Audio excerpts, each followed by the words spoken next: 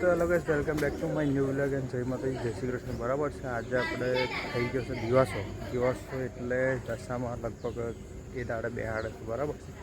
મસ્ત દિવસ છે. બરાબર છે. અને આજે દીવા કરવા જવું છે એ તમને બતાવી શકું છું. જોઈ લો ભાઈ, આપણે માતાએ જવાનું છે. બરાબર છે.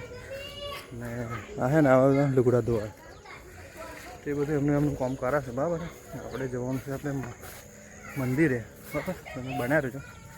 બતાવો તમને પેલું મંદિર દેખાય છે ને, આપણે ત્યાં જવાનું છે. બરાબર છે ભાઈ. મિત્રો છે ને, આપણે હવે દહીંનું તરફ આવી ગયા છે. બરાબર છે. ને આવી જાય આપણું બાઈક જોઈ શકો તમે. બરાબર છે. અને આવી રહી આપણી ઘંટી, આ ભાઈની ઘંટી છે. બરાબર છે. તમારા ગામની અંદર ટેકરા આગળ ઘંટી છે ભાઈ. દહીંનું તરાઈ પછી આપણે જવાનું થયું ઘેર. બરાબર છે. ઘેર જઈને બહુ કસ્ટમર સામના કરવાની છે. આપણે બેઠા છે પછી આપણે જવાનું. બરાબર બન્યા મિત્રો છે ને, આપણે હવે આવી ગયા છે ઘેર. બરાબર, દહીંનું ભાઈનું આપણે જે દારાવાનું છે બધું દારાઈને આવી ગયા છે. બરાબર છે. હવે આ સાઈડ છે ને, જો ભાઈ આ છે ને, આ બધા ગલડી રોપા છે. હું બતાવી દઉં દૂરથી. બરાબર, એવી રીતે આપણે ગીલોડી ભાઈ રોપાય. આ ખેતરમાં એ ભાઈ રોપા છે બધા. બરાબર છે. આપણે ચાલુ છે ખેતરમાં. બરાબર. અને બીજું કે દશામાની જે સ્થાપના કરવાની છે તમને બતાવી શકું કે જો ભાઈ છે ને, આવી રીતે છે ને કંઈક વરત લેવાનું હોય, આવી રીતે તૈયાર થવાનું હોય. તૈયાર થઈને એવું બધું કરે છે. બરાબર છે. બધું કામ કરે છે.